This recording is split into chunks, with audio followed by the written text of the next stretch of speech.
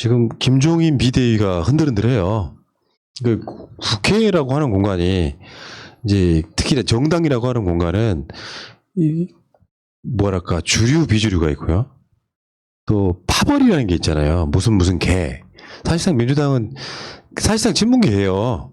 어쨌든 간에 보험 친문이든 뭐 찐 친문이든 친문계인데 여기 이제 김종인은 상당히 이질적인 부분이 있죠. 왜냐하면은 이게 본인이 당대표로서 예를 들어서 공천을 해서 자기 확실한 계보가 있어서 그게 주류가 되고 그러면 이게 어느 정도 당이 안정적으로 끌고 가는데 지금 더불어민주당과 이 국민의 지힘의 차이는 그런 거 아니겠습니까? 국민의 지힘이 면피를 해보려고 소위 말하면 중도층에도 먹힐 것 같은 개혁 전도사 김종인을 데리고 와서 개혁하는 쇼를 하는 과정이에요. 그렇다 보니까 이제 김종인이 나설 때 안 나설 때 계속 나서면서 지금 김종인 비대위 끝내야 된다라고 이제 외치는 사람들이 많아지는 거죠. 이러면 이제 뭐랄까 어떻게 보면 당연히 예상되는 수순 아니겠습니까? 그러니까 토사구팽의 시가 온 거죠. 그러니까 그 4.15 총선 패배 후에 당을 수습하는데 하나의 그 활용됐었고, 근데 지금 와서는 이제 그 국민의 집 내에서도 차기 대권 주자들이 자기들이 이제 진입해야 되거든요. 그러니까 홍준표 같은 사람은 당장 당에 들어와야 될 필요성이 있고, 원희룡은 자기의 보폭을 확대해 나갈 것이고, 유승민도 당연히 김종인 비대위 체제를 흔들어야 자기의 그 포지션, 그다음에 영역이 생긴다고 생각하기 때문에 저는 그 대리인들을 중심으로 계속적으로 발언이 나올 거고, 그 대권 주자가 아닌 사람들 가장 대표적으로 조경태가 지금 나서고 있는데 조경태, 장제원 등이 나서서 권영세도 마찬가지고. 잠깐만요. 조경태가 대권 주자가 아니었어요? 오, 죄송합니다. 조경태 의원 서운하시겠는데 우리 멸치 씨. 네. 참, 네. 토론회 또 아주 달인이잖아요. 아이고. 나와서 쩔쩔맸던 우리 민주당 대표로 나와서 쩔쩔맸던 그런 지옥을 우리에게 줬던. 그래서 이런 사람들이 지금 흔들어대야. 그러니까 김종인과 그 대립점이 있을 수밖에 없는 게 김종인은 내년 3월까지 보장된 임기를 연장하는 1년 더 연장하는 꿈을 가지고 있는 거고, 지금 국민의 집 안에 있는 사람들은 김종인을 하루빨리 쫓아내고 서울시장, 부산시장 선거에서 내가 후보로 나가다 아니면 당권을 맡는 쪽으로. 그러니까 대권 후보들은 당권을 이제 못 맡잖아요. 그러니까 지금 노린 사람들이 계속적으로 증가할 겁니다. 네. 이러면서 이제 사실 김종인 옹이 그런 스타일이야. 이게 대세가 되잖아요. 그럼 삐져서 나간다. 김종인은 국회의원직 비례대표 당선됐다가도 나갔잖아. 내부적으로 그게 칸막이 공천이 말이 되냐 막 하면서. 이분 정치가 제가 보니까 하이에나 정치예요. 왜? 그러니까 어디 약한 정당에 딱 고리를 물고서 자기가 거기를 공격해서 들어갑니다. 네. 그리고 어느 정도 이제 고기 뜯어먹다가 그 안에서 또 쫓겨나죠. 힘센 사자가 오면 쫓겨나는. 그래서 그 약한 정당만 골라다닙니다. 네. 정치학 개론 같은 건데요. 예를 들어서 김종인이 지금 비판받는 지점 중에 대표적인 베이스에 깔린 게 뭐냐면은 김종인 비대위원장 와가지고 지지율 오른 거 없다예요. 그렇게 쫓아내고 싶어 하는 거야. 달라진 게 뭐 있냐. 요건데 김종인 입장에서는 이게 시간이 좀 걸리는 거야. 근데 사실 김종인이 최근에 실수한 게 하나 그런 거 있었죠. 막 경제 민주화라든지 이런 거 아젠다를 들고 와서 우리는 변했다고 이야기하려다 보는데 사실은 추미애 아들 문제 가지고 물고 늘어지면서 자기 아젠다를 셀프로 가려버려요. 그러니까 혁신됐다는 느낌보다는 여전히 발목 잡기 하고 있다라고 그 사람들 이미지를 바꾸지를 못했어요. 지지율 오르겠어요. 오늘 우리가 싫어하는 리얼미터 지지율이 민주당 오르고 지난주에 어떤 상황이었냐면은 오차 범위의 1% 차이였다고. 일주일 만에 다시 벌어져가지고 7, 8% 차이가 나요. 뭐겠어요? 계속 이걸 반복할 거 아니에요? 시간은 가고 있는데 보궐선거는 다가오고 시간은 가고 있는데 대선은 다가오고 있는 상황이에요. 그러면 내가 김종인이라면 나는 홍준표 받아들일 것 같습니다. 저는 안 받아들인다고 생각합니다. 왜냐하면 오늘 또 치열하게 한번 싸웠기 때문에 홍준표가 또 그 얘기했거든요. 그러니까 김대중 노무현 정부에 대해서 비판한 적이 있느냐.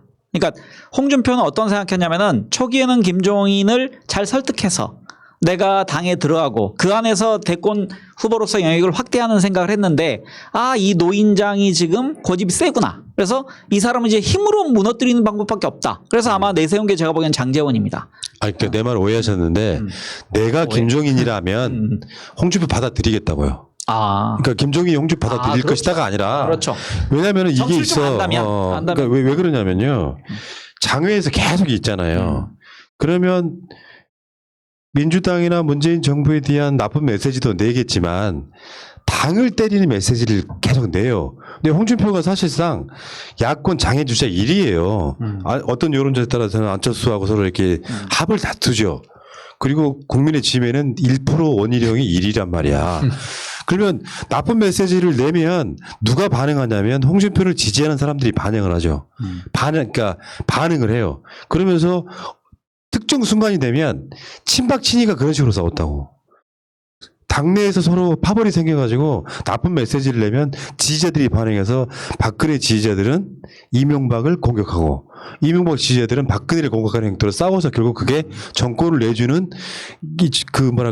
가장 큰 원인이 됐다 이렇게 보시면 홍준표 같은 주자들은 일찌감치 안으로 들어와가지고 내부에서 목소리를 내게 만들어야 그나마 좀 나은데 정치인은 지지자들이 장외에 있으면서 사실은 가야 될 정당, 한편 묵을 정당을 공격하는 형태로 가면 가장 나쁜 형태의 그림이 그려지는 거예요.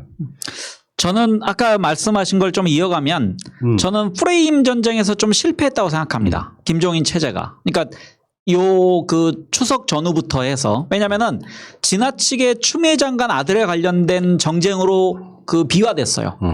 저는 이제 이건 청기누설일지 모르지만 국민의힘이 30%를 통과하는 방법은 경제를 물고 늘어졌어야 돼요. 왜냐하면 경제는 지금 대통령의 의지와 관계없이 어렵거든요. 코로나 환경 때문에. 그러면 국민들은 코로나 때문에 어려운지 문재인 정부가 잘못해서 어려운지를 몰라요. 일단 내가 어렵거든. 자영업하는 사람 어렵죠. 청년들 취업 어렵죠. 청년들 집 사기 어렵죠. 그래서 경제 프레임으로 갔어야 되는데 전혀 밑도 끝도 없는 추미애 장관 아들 프레임으로 가서 그렇지. 케어패 당했거든요. 그러니까 부동산까지는 먹혔는데 내가 봤을 때 김종인이 경제를 물고 늘어지지 못하는 것 중에 하나가 전문가이기 때문에 그렇죠. 나름대로는 뭐냐. 그 이야기가 나오면 당연히 OECD 1위라는 이야기가 나와버릴 수밖에 없기 때문에 차마 못 건드리는 게 아닌가 이런 생각을 해봤고요.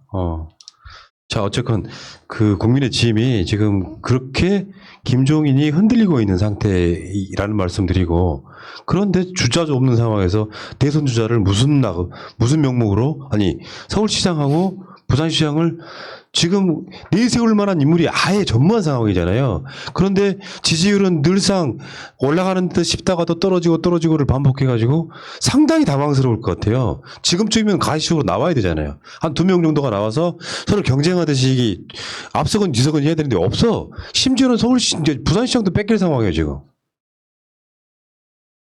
제가 얘기했더니 이 말씀만 좀 하겠습니다. 네. 우리를 국민을 뭘로 보냐. 우리도 코로나 때문에 어려운 걸 안다. 우리 쪽 진영 말고 반대쪽 진영 얘기하는 겁니다. 얘기하면 그러니까 이해를 잘 못해. 그걸 안 먹힐 거라는 걸 아니까 김종인이 차마 못 건드리는 거다 이렇게 말씀드렸잖아요. 자, 어쨌건 흔들리는 김종인 체제. 김종인 이분이 또 가만히 있는 성격이 아니잖아요. 지금 황 작가처럼 발끈하시잖아요. 기대가 좀 되고요. 신의 발끈 좀 매는. 그런데 이 상황에서 금태섭이라고 하는 지들이 보기에는 허세가 나타났어요. 금태섭이라고 하는 사람이 뭔데? 깨놓고 이야기해서 원외 초선 원외잖아요. 현재 국회의원도 아니야. 심지어 지역 경선에서 떨어진 사람이야. 이게 뭐라고 화로하고 난리를 치고 금태섭을 영입하겠다, 김종인을 만나보겠다 하는 이 모질이들은 어쩔 거야. 김종인이 그랬잖아요, 어저께. 한번 만나보겠다고. 가까운 사이긴 해. 사실 김종인이 국회의원 만들어준 사람이지 않습니까? 금태섭은? 그렇다고 봐야지. 그렇죠. 그러니까 왜냐면 김종인이 공천한 사람이잖아. 인연을 얘기하면 저기죠. 그러니까 안철수를 모태로 안철수가 대권 선언을 했을 때 금태섭은 그 당시에 상황실장. 그러니까 대권 캠프에 상황실장을 했었고 거기에 멘토로 김종인이 가 있었기 때문에 아마 잘 어울렸을 겁니다. 그리고 김종인 얘기로는 내가 금태섭과 자주 교류하는 사이다. 가끔 만나는 사이다라고 얘기했기 때문에 서로 면식이 있다고 생각하는데 금태섭 얘기는 자기는 국민의힘에 안 들어간다거든요. 근데 저는 조건이 하나 생기면 들어간다고 생각합니다. 조금 걸었잖아 이미. 아니 다른 조건. 제가 생각하는 조건. 윤석열이 만약에 사퇴를 하면 아니면 검찰총장에서 낙마하면 윤석열을 데리고 들어갈 것이다. 국민의힘으로. 이게 제가 던지는 개연성 있는 추론입니다. 그러니까 이제 사람들이 이제 정치를 되게 단편적으로 보려고 하죠. 저쪽에서는 금태섭이 민주당 욕하면서 탈당했으니까 이 사람 용자야, 간단히 말해서 소신 있는 사람이야. 그래서 이 사람이 막 지지율이 막 오르고 그러면서 이 금태섭이 서울시장까지 나갈 거라는 꿈을 꾸던데 사실은요 대한민국에서요 윤석열도 그렇고 소위 말하면 배신자가 정치적으로 성공한 사례가 없습니다. 그렇죠. 그게 이제 금태섭한테는 가장 지금 좋은 글씨죠. 네. 그러니까 민주당에 와서도 왜 착근을 못했냐. 네. 그러니까 무슨 발언할 때마다 민주당에서 예를 들어서 한 20년, 10년 정치했다 그러면 믿어요. 저 사람 진정성 나름 있구나.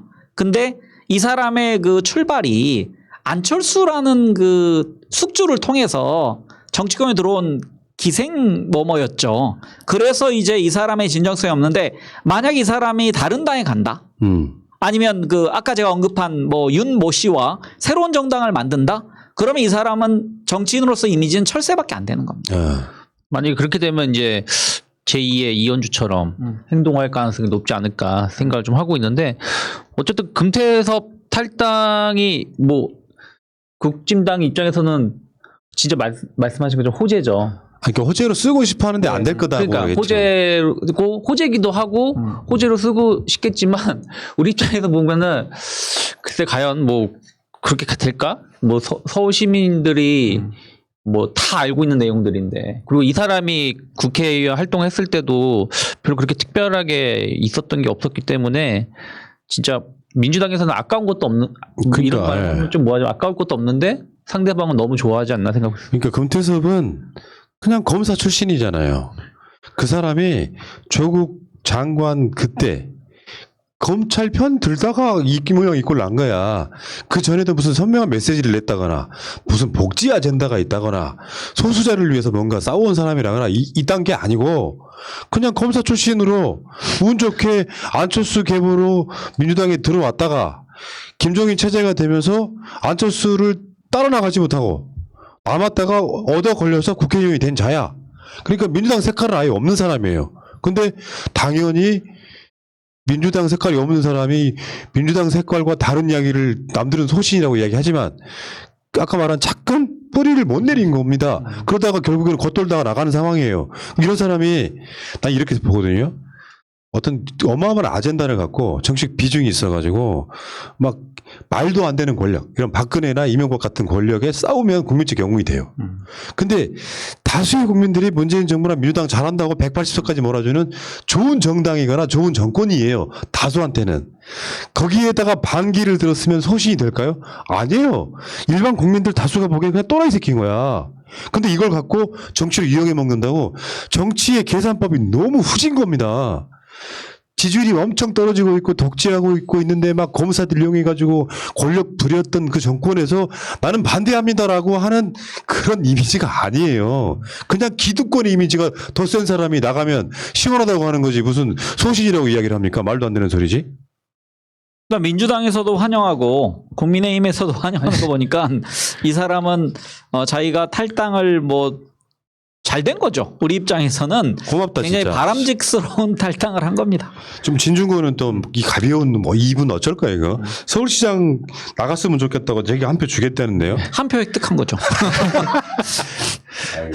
딱 한 표. 진중권이 말한다고 누가 표가 움직입니까? 그럼 투표나 할까요? 그러니까 금태섭이 서울시장 나간다는 말은 윤석열이 대선 나간다는 말과 똑같은 말이에요. 그러니까 불행하게도 진중권이 이렇게 지지 선언하면 보통 이제 저 같은 사람이 하면은 가족표가 몇 표 가잖아요. 네. 진중권은 가족이 서울에 없습니다. 그러니까 제가 알기로 독일에 일본인 부인이 있고요. 아들도 독일에서 공부 중이기 때문에 표권도 없다며. 그냥 딱 한 표입니다. 이 사람.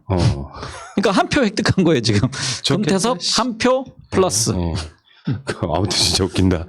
그러니까 이게 무슨 정치인이나 탈당하면은 막 지켜 세워주고 하는 게 사실 수법이고요. 그쪽에서 금태섭을 서울시장 후보로 세우느니 금태섭보다 좀 나은 사람들 없다고 할 수 있나? 은태섭이 나을 것 같은데. 은태섭. 그게 그런 거거든. 정치인들이요. 그 군대에 가다 보면은 그 재물 조사를 받을 때 받아야 되는 품목이 있고 소모품이 있어요. 양말 같은 건 재물조사 안 받아도 돼. 소모품이니까. 양말 같은 거예요. 총이나 뭐 중요한 것들은 계속해서 재물조사를 받죠. 이게 있는지 없는지. 소모품들을 갖고 무슨 이 순간에 국민의 짐에서는 금태섭 입당하면 환영한답니까? 똑같아요. 이런 인간들은 거기 가서도 똑같은 짓 합니다. 자, 금태섭 씨에 대한 이야기. 막 지도자 감이라고 하고 뭔가 난리 쳐봐라. 거기 따라가봐라. 참. 권은희 한 말이 제일 재밌었습니다. 한번 만나보고 싶대. 한번 만나보고 싶대. 연애 프로그램에 무슨 소개팅 같지 않아요? 근데 중요한 거는 안철수가 좋아할까요? 안 좋아할 것 같은데. 하긴 안철수하고 금태섭도 이미 끝난 사이라고 봐야겠죠? 엄청 금태섭이 욕을 많이 했었죠. 네. 그러니까요. 근데 안철수의 그 정치적 이렇게 그 사이즈로 보면은 자기 배반했던 사람은 절대 또 용서하지 않을 그럴 캐릭터거든요. 그러니까 근데 권은희는 만나고 싶다고 하니까 이게 서로 합의가 된 건가? 네. 자, 재밌다, 진짜. 윤석열도 머지 않았어요. 지금 검찰총장이니까 저렇게 막 온 국민들이 관심 있게 뭐라고 싸가지 없이 말하나 이렇게 지켜보는 거죠. 이게 검찰총장 떨어지면요. 나는 잊혀지는 건 금방이라고 생각합니다. 제가 진중권 얘기 나왔으니까 서민 얘기만 잠깐 하겠습니다. 서민이 어제 그 중앙일보 인터뷰에서 그 얘기 하더라고요. 뭐냐면은 왜 그 사람 얘기로 이제 대깨문이 왜 나한테는 그 기생충이나 연구하지 자꾸 정치적 발언을 하냐. 그러면서 왜 그러면은 조국 장관에게는 그 연구하라는 얘기를 안 하고 나한테만 하냐라고 얘기했는데 조국 장관은 교수직을 잠깐 쉬고서 들어온 거 아닙니까? 공무원으로. 공직에 있던 사람한테 너 서울대 교수니까 연구해라라는 거는 공직을 충실히 수행하지 말라고 요구하는 거고 서민은 지금 자기 자리가 교수입니다. 그러면은 연구 활동을 우선으로 해야지. 지가 무슨 뭐 시사평론계 뭐 거성이라고 시사평론 할 거면 일단 새날부터 와. 새날 와서 여기서부터 바닥부터 한번 기어서. 그렇죠. 진짜 하나도 모르는 거고 오늘 그 헤럴드 경제인가 뭐 머니투데이인가에서 강의를 안 했는데 조국 장관이 뭐 연봉을 얼마를 벌었다 그러면서 이제 9개월 동안이 뭐 한 뭐 얼마가 나오니까 이걸 또 뻥 튀겨가지고 연봉으로 따지면 4,400이다 이렇게 얘기하는데 조국이 강의를 안 하고 싶어서 안 합니까? 지금 직위해제 시켜놓고 법의 판단을 기다리고 있는 거거든요. 근데 마치 조국 장관이 강의도 안 했는데 그냥 돈 받아가는 것처럼 당신들 프레임이 아니었다면 정상적으로 이보다 훨씬 많은 연봉을 받았어야 될 사람이잖아요. 그럼 한동훈 월급을 이렇게 까야죠. 한동훈은 지금 뭐 검사 활동 합니까? 검사로서 무슨 안 하는데 지금 연구위원이 있으면서 월급 받잖아요. 요즘에 그러니까 이렇게 관심 받고 싶어하는 사람들이 툭툭 튀어나오는 것 같아요. 서민 씨도 마찬가지지만 그 조은산 시무 7조 해가지고 뭐 이렇게 청와대에 글 올린 사람도 뭐 민주당이 너무 큰 자산을 잃었다라고 하면서 나 관심 받고 싶어 나 좀 띄워주세요라고 좀 행동하고 있는 게 진짜 너무 불쌍하다 치근하다 생각하고 있습니다. 네. 지금 조국 장관이 서울대로부터 받는 연봉은 아마 경직도 못하지 않아요? 못하죠. 공무원입니다. 황 작가보다 못 벌어요? 제가 월 30씩 버니까요. 하루? 네? 하루? 월. 자, 어쨌건 지금 상황들이 이렇고요. 뭐 윤석열 청문회 끝나고 나면 오히려 정치권이 청문회 난다. 계속 청문회라는 느낌이 들어서 그 국정감사가 끝나고 나면 정치권이 이제 급격하게 공수처 설치로 옮겨갈 거예요. 거기서 어떤 여론을 얻느냐의 차이겠지만 윤석열은 저는 윤석열 지지하는 사람과 윤석열 비판하는 사람들이 자기 의사 결정을 갖고 이 국정감사를 봤다고 생각해요. 윤석열 말에 따라서 더 지지하게 되거나 덜 지지하게 되거나 그런 상황은 저는 아니라고 생각합니다. 그러니까 결국에는 이제 이게 언론들이 한참 윤석열의 말을 한 2, 3일 우려먹고 그러면 국정감사가 끝나요. 그러면 이제 이 10월 26일이라고 하는 공수처 시한 갖고 이제 지지고 뽑겠죠. 그걸로 이제 11월 달까지 쭉 끌다가 신압으로 서울시장 공천이 전국으로 흘러갈 거예요. 그러면서 결국에는 시간이 너무 빠른데 라고 느끼다가 결국엔 서울시장 선거, 부산시장 선거를 국민의 짐이 둘 다 뺏기는 경우도 생긴다. 뭐 이렇게 좀 화끈하게 한번 전망을 해봅니다. 그 이야기는 여기까지 하겠습니다.